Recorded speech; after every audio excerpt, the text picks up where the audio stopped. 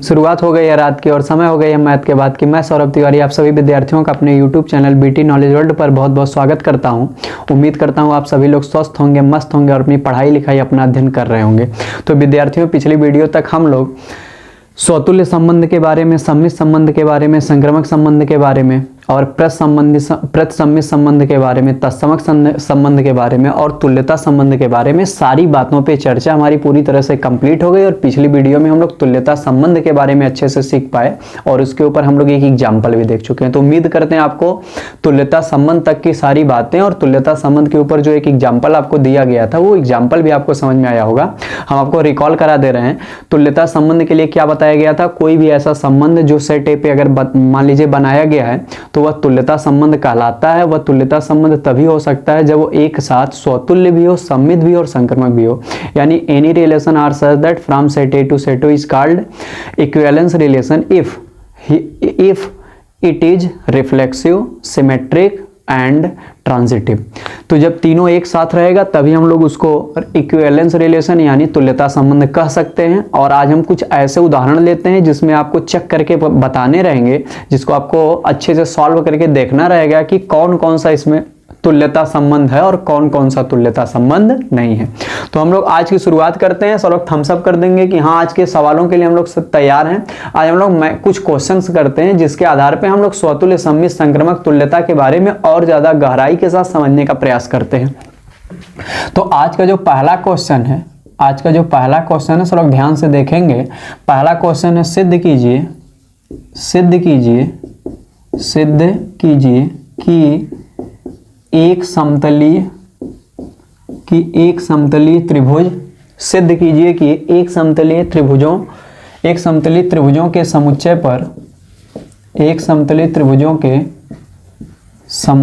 पर बनाया गया संबंध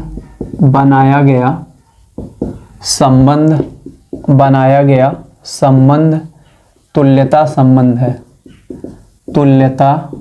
संबंध है।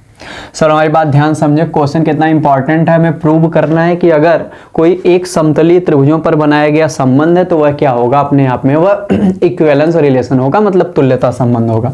अब हम लोग इसको सॉल्व करते हैं और देखते हैं कि इस प्रकार के सवाल को हम लोग तुल्यता संबंध किस प्रकार दिखाते हैं। सर हमारी बात ध्यान से समझें। यहाँ पे एक समतलीय त्रिभुजों के समुच्चय की बात किया गया है, एक समतलीय त्रिभुजों का समुच्चय। सबसे पहले हम लोग जान लेते हैं जो नियम दिया गया है एक समतलीय त्रिभुजों के समुच्चय पर। एक समतलीय त्रिभुज क्या होते हैं? एक समतलीय त्रिभुज का मतलब होता है कि बहुत सारे ट्रायंगल यानी ऐसे इनफाइनाइट ट्रायंगल जो एक ही प्लेन पे एग्जिस्ट करते हैं, एक ही समतल में पाए जाते हैं, एक ही प्लेन के ऊपर एग्जिस्ट करते हैं, उसी को हम लोग एक समतली कहते हैं। तो एक समतली का मतलब क्या होता है?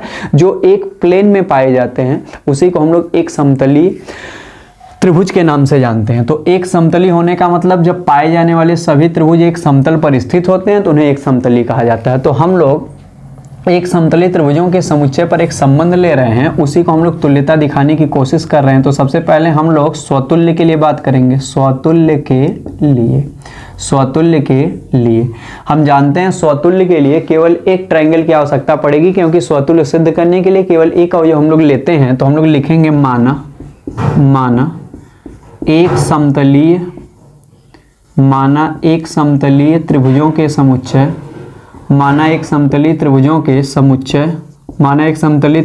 समुच्चय से लिया गया त्रिभुज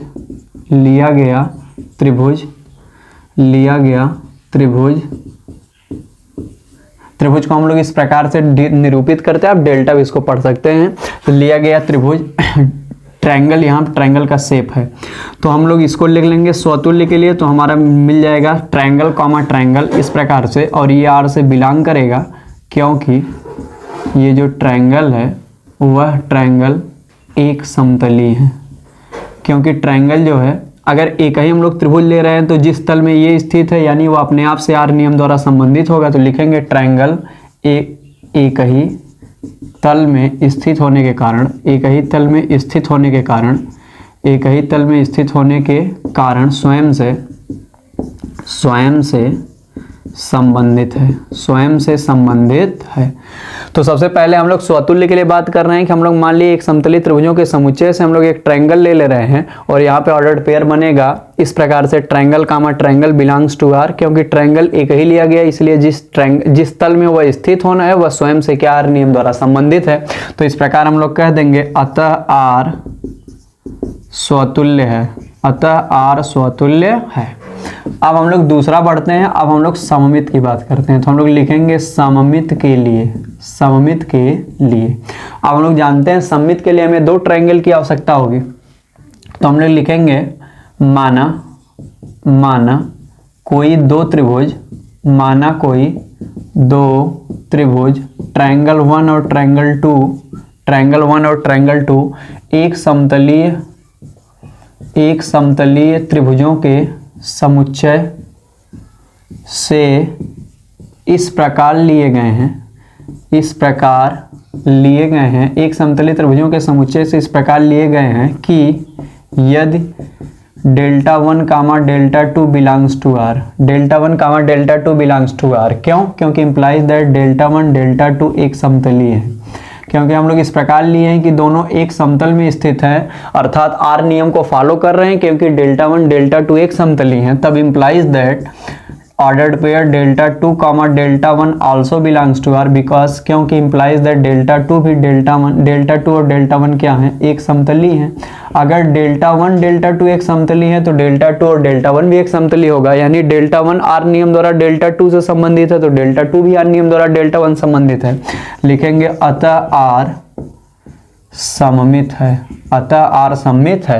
तो हम लोग जब एक समतलीय त्रिभुजों के समुच्चय से एक ट्रायंगल लिए तो आर नियम को फॉलो कर रहा था, क्योंकि जिस तल में वह स्थित है वह स्वयं से संबंधित आर नियम द्वारा, इसीलिए स्वतुल्य है। और जब हम लोग दो अवयव लिए अर्थात दो ट्रायंगल लिए डेल्टा 1 और डेल्टा 2 इस प्रकार लिए कि डेल्टा 1 और डेल्टा 2 आर से बिलोंग कर रहा है, क्योंकि डेल्टा 1 और डेल्टा 2 एक समतलीय है, इंप्लाइज दैट डेल्टा 2 और डेल्टा 1 भी आर से बिलोंग करेगा, क्योंकि डेल्टा 2 और डेल्टा 1 भी एक समतलीय है। इस प्रकार ए बी अगर आर से बिलोंग कर रहा है तो बी ए भी आर से बिलोंग कर रहा है, तो इसीलिए अर्थात डेल्टा 1 डेल्टा 2 आर नियम द्वारा रिलेट कर रहे हैं तो डेल्टा 2 डेल्टा 1 भी आर नियम द्वारा रिलेट कर रहे हैं, इसलिए दिया गया संबंध आर क्या है? सिमेट्रिक भी है अर्थात सममित भी है।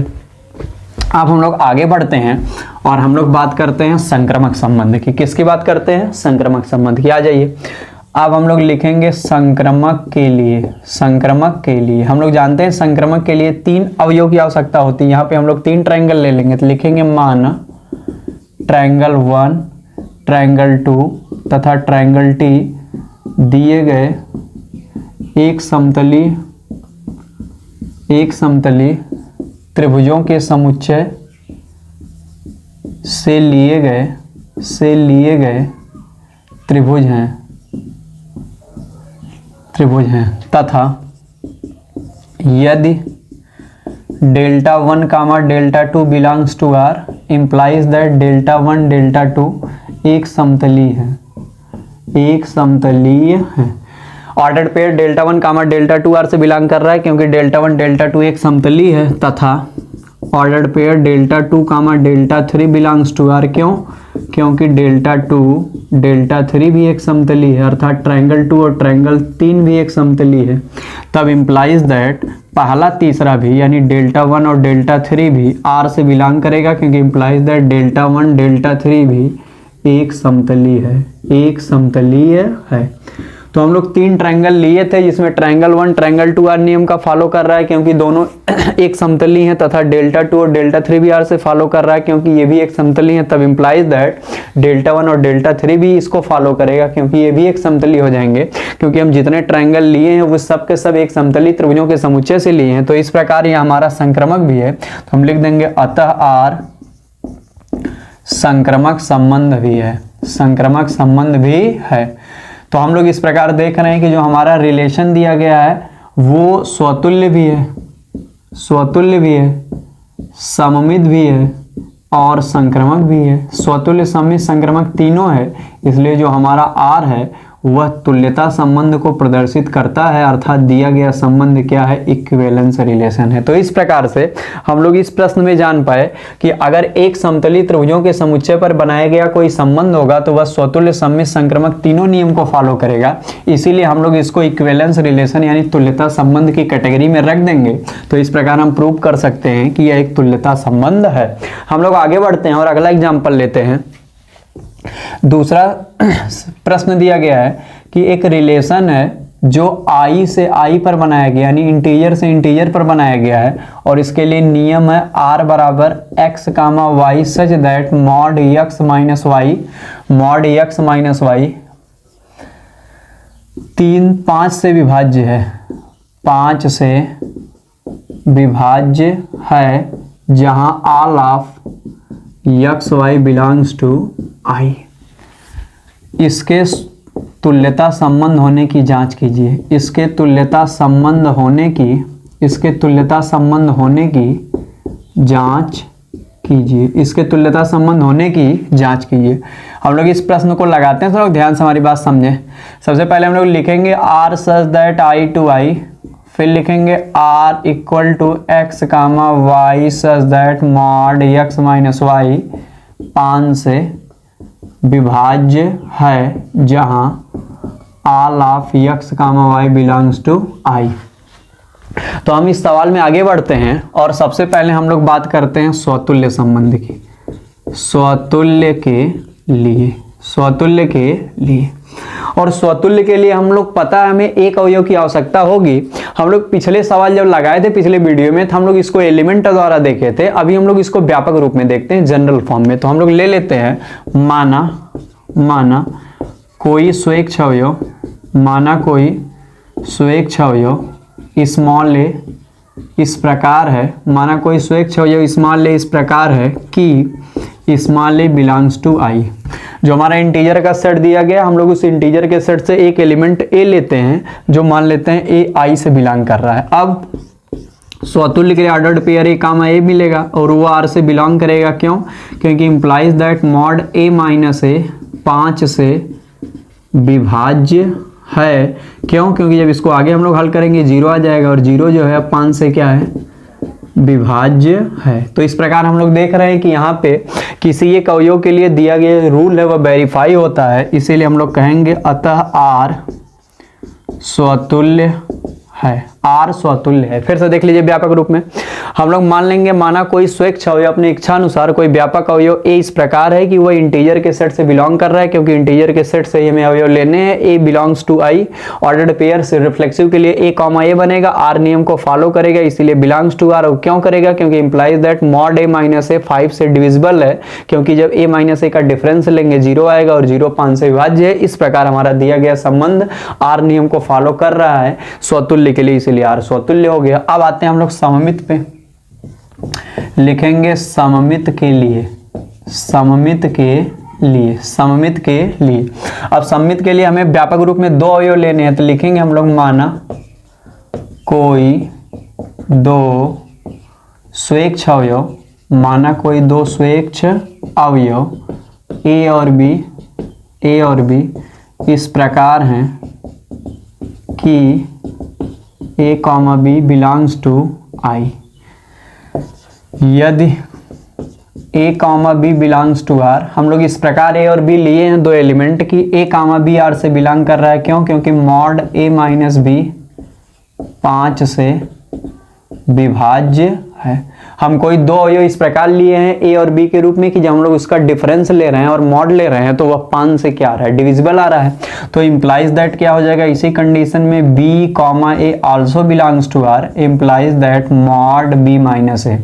अगर कोई वैल्यू मॉड में ए माइनस बी है और उसका अंतर जो निकल के आ रहा है वह 5 से डिवाइड हो रहा है, तो बी माइनस ए भी 5 से डिवाइड होगा। क्योंकि मॉड लगने के कारण जो उनका अंतर आएगा वह हमेशा पॉजिटिव प्राप्त होगा। अगर निगेटिव भी आएगा तो मॉड उसे पॉजिटिव बना देगा। तो जो डिफरेंस ए माइनस बी का आएगा वही डिफरेंस बी माइनस ए का आएगा। और अगर ए माइनस बी वाला डिफरेंस 5 से डिविजिबल है तो उसी कंडीशन में बी माइनस ए का भी डिफरेंस 5 से क्या होगा, डिविजिबल होगा। तो हम लोग लिख देंगे b comma a also belongs to R, implies that b mod b minus a 5 से विभाज्य है तो हम लोग लिख देंगे अतः आर क्या है, सममित है। अतः आर सममित है, अतः आर सममित है। अच्छा, अगर व्यापक रूप आप देखो a माइनस बी 5 से विभाज्य है, मान लेते हैं हम लोग a के जगह पे 5 ले रहे हैं और b के जगह पे 10 ले रहे हैं, तो 5 और 10 का अंतर 5 माइनस 10 कितना आएगा, -5, और जब मॉड से बाहर निकालेंगे +5 हो जाएगा। 5 बताइए 5 से विभाज्य है कि नहीं। हम लोग इस प्रकार कोई दो अवयव लिए हैं। अब जब हम लोग b, a पे अप्लाई करेंगे तो 10, 5 हो जाएगा, और 10, 5 का भी अंतर 5 आएगा। 5 5 से डिविजिबल है, इसलिए जब जिस कंडीशन में कोई दो एलिमेंट a और b इंटीजर्स इस प्रकार लिए जाएं कि a b r से बिलोंग कर रहा है, क्योंकि मॉड में a माइनस बी 5 से डिविजिबल है, तो ठीक उसी कंडीशन में b, a भी जब इंटरचेंज करेंगे तो डिफरेंस चेंज नहीं होगा, और मॉड लगाने के कारण वैल्यू जो पहले प्राप्त हो रही है वही अभी भी प्राप्त होगी, वो अभी 5 से क्या हो जाएगा, डिविजिबल हो जाएगा। इसीलिए दिया गया संबंध क्या हो जाएगा, सममित। तो हम आपको व्यापक से भी समझा दिए और एलिमेंट से भी समझा दिए, बट हम लोग लिख रहे हैं अभी व्यापक से जनरल फॉर्म से, तो आप जनरल फॉर्म को ऐसे लिखेंगे। अब सममित के बाद हम लोग संक्रमक की चर्चा करते हैं। तो हम लोग लिखेंगे अब संक्रमक के लिए, संक्रमक के लिए, संक्रमक के लिए। संक्रमक के लिए हमें 3 अवयव की आवश्यकता होती है, तो हम लोग लिखेंगे माना कोई 3 अवयव, माना कोई 3 अवयव A, B और C बिलोंग्स टू I, इस प्रकार लिए गए हैं, इस प्रकार लिए गए हैं। यदि A, B belongs to R implies that mod A minus B 5 से विभाज्य है, 5 से विभाज्य है, तथा ordered pair B, C belongs to R implies that mod B minus C 5 से विभाज्य है, 5 से विभाज्य है, implies that ordered pair A, C also belongs to R implies that अगर हम इन दोनों को ऐड कर दें अंदर तो हो जाएगा A minus b plus b minus c 5 से विभाज्य है, 5 से विभाज्य है। क्यों? क्योंकि अंदर जब सॉल्व करेंगे b से b कट जाएगा और बचेगा मॉड A माइनस सी 5 से विभाज्य है, 5 से विभाज्य है। तो हम लोग देख रहे हैं कि हमारा ए बी आर से बिलोंग कर रहा है क्योंकि मॉड ए माइनस बी 5 से विभाज्य है, तथा बी कॉमा सी आर से बिलोंग कर रहा है क्योंकि मॉड बी माइनस सी 5 से विभाज्य है। तब इंप्लाइज दैट ए कामा सी भी आर से बिलोंग कर रहा है, क्योंकि जब दो चीजें किसी सेम नंबर से डिविजिबल होती है तो हम उसका अगर एडिशन भी कर देते हैं तो वो दोनों भी आपस में क्या होते हैं, जो निकल के रिजल्ट देता है वो भी उसी नंबर से डिविजिबल होता है। तो यहाँ ए माइनस बी माइनस सी का जब हम लोग एडिशन किए तो बी से बी डिवाइड हो गया और हमारा परिणामी क्या आ गया, ए माइनस सी। हम डायरेक्ट भी लिख सकते हैं बट थोड़ा अगर हम लोग कंपोजिट करके लिखते हैं तो हमारा मैथमेटिक्स का जो प्रोसेस होता है वो और ज्यादा सुंदर दिखाई देता, हमें लगता है कि हम स्टेप्स फॉलो करके वहां तक पहुंचे हैं। तो इन दोनों का हम लोग सम कर दिए, क्योंकि अगर एक नंबर जो रिजल्ट दे रहा है दूसरा जो रिजल्ट दे रहा है दोनों अगर एक नंबर से डिविजिबल है तो उनका सम भी डिविजिबल होगा। इसीलिए हम लोग यहाँ पे जब ऐड कर देंगे b से b डिवाइड हो जाएगा, a माइनस सी भी 5 से विभाज्य है। तो इस प्रकार से a बी आर से बिलोंग कर रहा है, b सी आर से बिलोंग कर रहा है, इंप्लाइज दैट a सी भी आर से बिलोंग कर रहा है। इसीलिए हम लोग लिख देंगे जो दिया गया संबंध r है वह क्या है, संक्रमक है।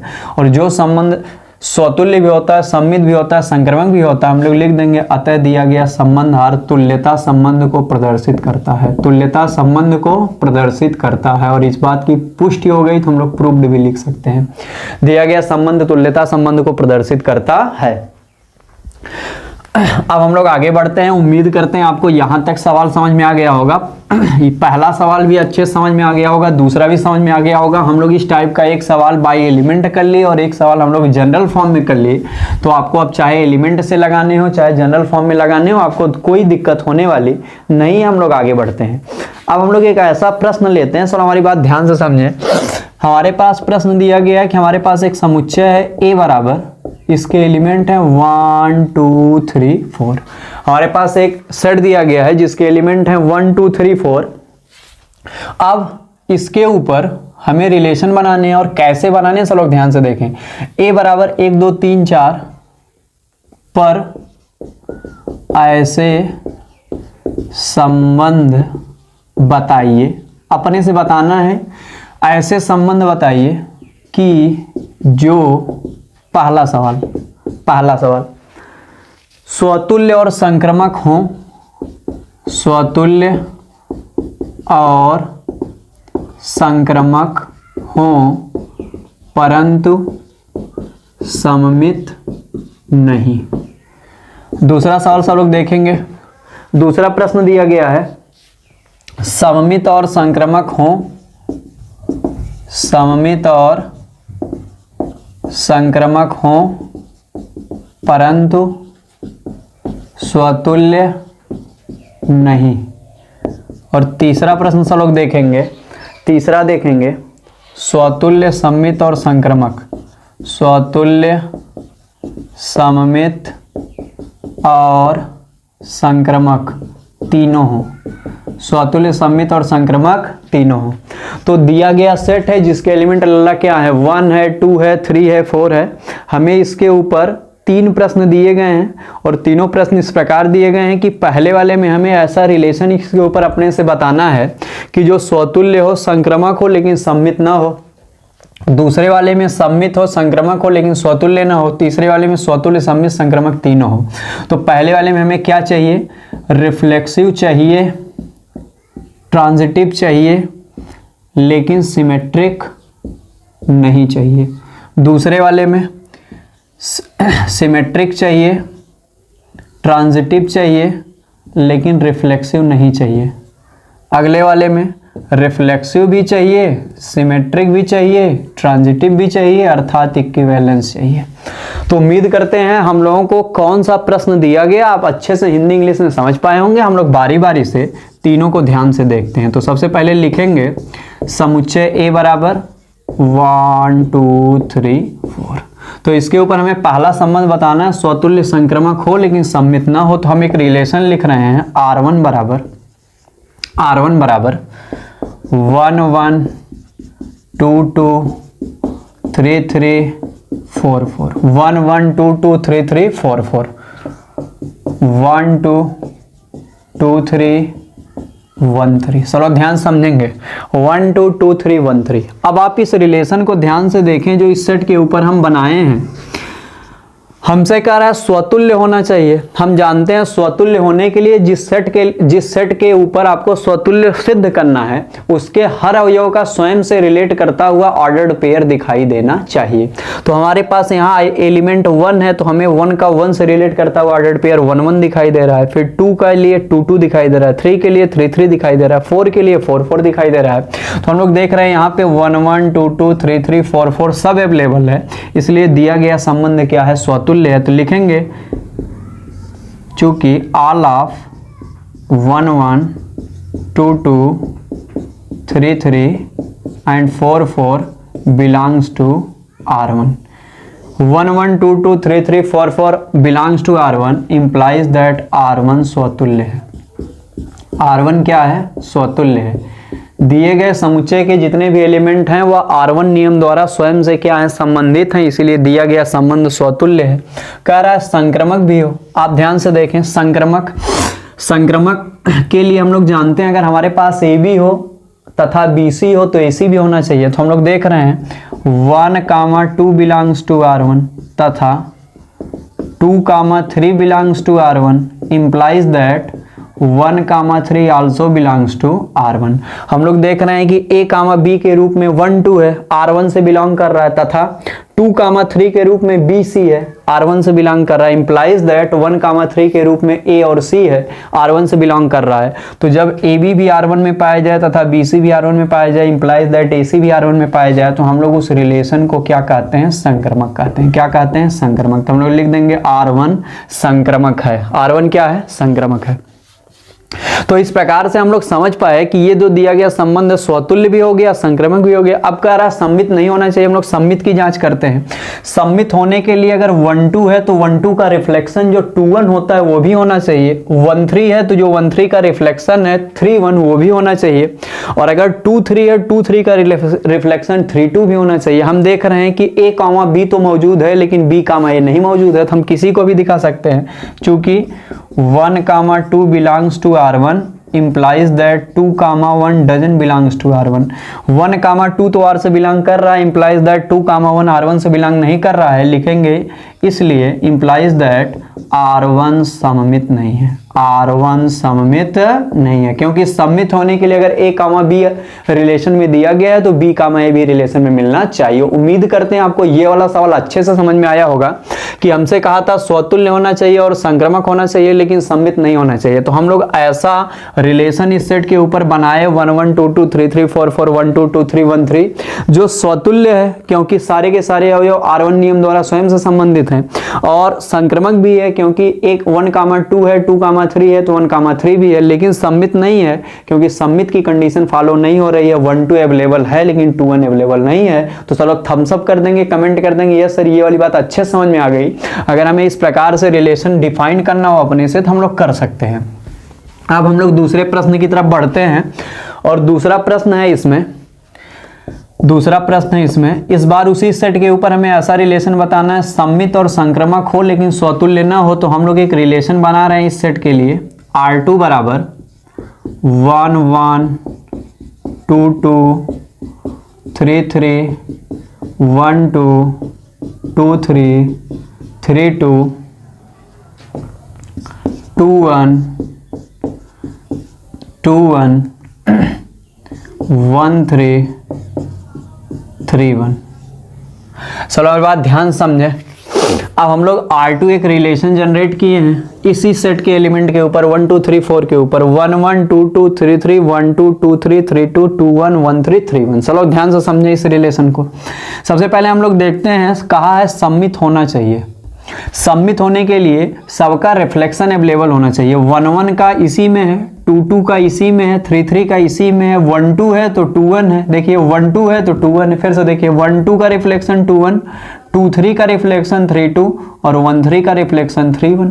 तो आप कहोगे सर इसका मतलब जितने भी ऑर्डर्ड पेयर दिए गए हैं सबका रिफ्लेक्शन वाले जो ऑर्डर्ड पेयर हैं वो अवेलेबल हैं। तो हम लोग लिख देंगे, किसी एक को दिखा देंगे 2 comma 3 belongs to R2 implies that 3 comma 2 also belongs to R2। इसलिए दिया गया संबंध R2 क्या है? सममित है। सममित है। जितने दिए रहते हैं उसमें से सबको दिखाना सममित के लिए आवश्यक नहीं होता। हम चेक सबके लिए कर लेते हैं कि सबका रिफ्लेक्शन है कि नहीं, लेकिन दिखाने के लिए कोई एक ऑर्डर्ड पेयर लेके दिखा देंगे तो हमारा वो प्रोसेस कंप्लीट हो जाता है। तो देखेंगे सबके लिए कि सबका रिफ्लेक्शन है कि नहीं, चेक सबके लिए करेंगे, लेकिन लिखते समय कोई एक ऑर्डर्ड पेयर अगर हम लिख देंगे तभी भी कोई दिक्कत नहीं, हमारा सिमेट्रिक वाली कंडीशन कंप्लीट हो जाती है। उम्मीद करते सबको समझ में आई। अब कह रहा संक्रमक भी होना चाहिए, तो हम लोग देख रहे हैं 1 कामा 2 है, 2 कामा 3 है, 1 कामा 3 है। तो हम लोग लिख देंगे 1 कामा 2 बिलोंग्स टू R2 तथा 2 comma 3 belongs to R2 implies that 1 comma 3 also belongs to R2। इसलिए दिया गया संबंध R क्या है? संक्रमक है। संक्रमक है। आप किसी भी इस प्रकार से 3 अवयव के लिए चेक करोगे सबके लिए वेरीफाई होगा, इसलिए हमारा दिया गया जो संबंध है वो अपने आप में क्या है? संक्रमक है। अब आपसे कह रहा स्वतुल्य नहीं है, तो आप देखिए 1 1 है, 2 2 है, 3 3 है, लेकिन 4 4 नहीं है। तो हम लोग लिखेंगे चूंकि 4 कामा 4 डजन बिलोंग्स टू R2, इसलिए दिया गया संबंध R स्वतुल्य नहीं है। स्वतुल्य नहीं है। अगर हमारे पास 1 1 2 2 3 3 4 4 सब होते तब स्वतुल्य होता। हम बताए थे अगर एक भी कम रहेगा तो नहीं हो सकता जो स्वयं से रिलेट कर रहा हो। तो 4 कामा 4 यहाँ रिलेशन में नहीं पाया जा रहा है, इसलिए दिया गया संबंध अपने आप में स्वतुल्य नहीं है। तो ये वाला हम लोग देख लिए, सममित और संक्रमक तो है लेकिन स्वतुल्य नहीं है। अब हम लोगों को एक ऐसा संबंध बताना है तीसरे वाले सवाल में जिसमें स्वतुल्य भी होना चाहिए, सममित भी होना चाहिए और संक्रमक भी होना चाहिए। अब हम लोग उसकी चर्चा करते हैं। चलो हमारी बात ध्यान से समझे, ध्यान से लोग समझे। हम लोग एक रिलेशन ले रहे हैं इसके ऊपर R3 बराबर 1 1 2 2 3 3 4 4 1 1 2 2 3 3 4 4 1 2 2 1। चलो ध्यान से देखें 1 1 2 2 3 3 4 4 1 2 2 1। अब सबसे पहले हम लोग स्वतुल्य चेक करते हैं। 1 1 है, 2 2 है, 3 3 है, 4 4 है। स्वतुल्य होने के लिए उस सेट के जितने एलिमेंट दिए गए सबका स्वयं वाला जो ऑर्डर्ड पेयर वो दिखना चाहिए, R नियम से रिलेट करता हुआ सब अवेलेबल है। 1 1 2 2 3 3 4 4। तो हम लोग दिखाएंगे all of 1 1 2 2 3 3 4 4 belongs to R3। इसलिए दिया गया संबंध R3 क्या है? स्वतुल्य है। तो हम लोग स्वतुल्य की पुष्टि कर लिए। अब संक्रमक की बात, और अब हम लोग सम्मित की बात कर रहे हैं। तो 1 1 का जो रिफ्लेक्शन है 1 1 इसी में अवेलेबल है, 2 2 का इसी में अवेलेबल है, 3 3 का इसी में अवेलेबल है, 4 4 का इसी में अवेलेबल है। 1, 2 है तो 2, 1 है। तो जितने भी दिए गए हैं सबके रिफ्लेक्शन अवेलेबल हैं, किसी एक को दिखा देंगे। 1, 2 belongs to R3 implies that 2, 1 also belongs to R3। इसलिए दिया गया संबंध R3 क्या है? सममित है, सममित है। अब हम लोग संक्रमक की बात कर रहे हैं। संक्रमक होने के लिए AB हो, BC हो तो AC भी होना चाहिए। यहां पे देखिए 1, 2 1, 2 बिलोंग्स टू R3 तथा 2, 1 belongs to R3। 1, 2 belongs to R3 तथा 2, 1 belongs to R3 implies that पहला दूसरा, दूसरा तीसरा। तो पहला तीसरा क्या हो जाएगा? 1, 1 हम लोग देख रहे हैं 1, 1 भी है। 1, 1 आल्सो बिलोंग्स टू R3। इसलिए दिया गया संबंध R3 क्या है? संक्रमक भी है। तो दिया गया जो संबंध है वह स्वतुल्य भी है, सम्मित भी है और संक्रमक भी है। और जो संबंध तीनों होता है उसी को हम लोग क्या कहते हैं? तुल्यता संबंध। तो दिया गया संबंध अपने आप में क्या है? तुल्यता संबंध है। यहाँ पे हम आप लोगों को एक इंपॉर्टेंट बात बता दे रहे हैं। यहाँ पे तुल्यता संबंध हो गया। कुछ बच्चे ये सोच रहे होंगे अपने मन में, सर यहाँ पे A, B है और B, C आप इसको कह रहे हैं। A, B है तथा B, C है, तब पहला तीसरा जब संबंध देखेंगे तो A, C की जगह 1, 1 आएगा। A, C है, A, B है तथा B, C है, A, C है। लेकिन हाँ सर हम लोग देख रहे हैं A के जगह पे भी 1 काम कर रहा है, C के जगह पे भी 1 काम कर रहा है, तो यहाँ 3 अलग अलग एलिमेंट कैसे हुए? जबकि संक्रमक होने के लिए 3 एलिमेंट चाहिए। तो लल्ला आपको ये बात अपने कॉपी पे नोट पे लिख लेनी है अलग से कि संक्रमक संबंध होने के लिए सबसे इंपॉर्टेंट फैक्ट है, जो सबसे प्रॉपर फैक्ट है, उसमें 3 एलिमेंट अलग अलग होने चाहिए, A, B और C। लेकिन अगर हमें 3 एलिमेंट नहीं मिल पा रहे हैं तो तब हमारे पास 2 एलिमेंट बराबर हो सकते हैं। 2 एलिमेंट्स बराबर हो सकते हैं। अगर तीनों डिफरेंट मिल जा रहा है तो हमारी सबसे बेस्ट कंडीशन है संक्रमक की। लेकिन अगर तीनों नहीं डिफरेंट मिल पा रहे हैं लेकिन कोई 2 समान मिल जा रहे हैं और तीसरा क्या है? कोई डिफरेंट है, तभी भी अगर वह इस नियम को फॉलो कर रहा है तो हम उसको संक्रमक संबंध की श्रेणी में रखते हैं। एक बार फिर सब लोग सुन लें। एटलीस्ट अगर मान लीजिए सब अलग अलग मिल रहे हैं तब तो कोई दिक्कत नहीं है, लेकिन अगर 2 बराबर भी मिल जा रहे हैं लेकिन एक डिफरेंस होना चाहिए। 3 दिए गए 3 में से अगर 2 बराबर हम लोग ले रहे हैं लेकिन तीसरा क्या है? अलग है, तभी भी हम उसके ऊपर संक्रमक संबंध की प्रक्रिया को फॉलो करा सकते हैं। इसीलिए अगर यहां हम लोग बात करें तो हम लोग 1 2 लिए हैं और 2 1 लिए हैं। तो 1 2 में A, B काम कर रहा है और 2 1 में B, C काम कर रहा है। हम लोग देख रहे हैं कि यहाँ पे हम लोग देख रहे हैं कि 1 और 2 जो है वह 2 बार आ गया है, लेकिन कोई दिक्कत उससे नहीं है क्योंकि एटलीस्ट जो 2 एलिमेंट है वो आपस में बराबर हो सकते हैं। तो अगर 2 एलिमेंट बराबर हो जाएंगे तभी भी संक्रमक संबंध हो जाएगा। हम लोग ज्यादा से ज्यादा ये मतलब सोचते हैं अपने से कि तीनों डिफरेंट मिल जाए तो हमारे लिए सबसे बेस्ट कंडीशन है। बाकी यह दिया गया संबंध स्वतुल्य भी है, सम्मित भी है, संक्रमक भी है, क्योंकि स्वतुल्य के भी नियम का पालन कर रहा है और सम्मित के भी नियम का पालन कर रहा है और संक्रमक के भी नियम का पालन कर रहा है। 1 2 है, 2 1 है तो 1 1 भी है। और यहाँ पे क्योंकि 2 एलिमेंट बराबर हो भी जाते हैं, कोई तीसरा डिफरेंट हो जाता है, तभी भी कोई दिक्कत नहीं है। तो इस प्रकार उम्मीद करते हैं आपको आज की सारी बातें समझ में आई होंगी। सब लोग तुल्यता संबंध के क्वेश्चंस के ऊपर और ज्यादा अपने कंसेप्ट को डेवलप कर लिए होंगे और ज्यादा आपको पहले से ज्यादा और अच्छे समझ में आया होगा कि हम लोग कैसे स्वतुल्य सम्मित संक्रमक की जांच कर सकते हैं। हम लोग कुछ और एग्जांपल से लेते हैं अगली वीडियो में। अभी तक आप जितने सवाल बताए गए सबकी कई बार प्रैक्टिस करिए और अगर कोई दिक्कत हो तो कमेंट बॉक्स में सब लोग बता सकते हैं, या टेलीग्राम ग्रुप पे कुछ क्वेश्चन अगर आपके हो तो आप भेज सकते हैं। टेलीग्राम ग्रुप पे भेज दें, चाहे कमेंट बॉक्स में पिन कर दें। जो भी आपकी परेशानियां होंगी आपको डील कर ली जाएंगी। तो हम लोग मिलेंगे और अच्छे क्वेश्चन के साथ, नए नए कंसेप्ट के साथ अगली वीडियो में। तब तक सब लोग स्वस्थ रहें, मस्त रहें, पढ़ते रहें, लिखते रहें। तब तक के लिए बहुत बहुत धन्यवाद।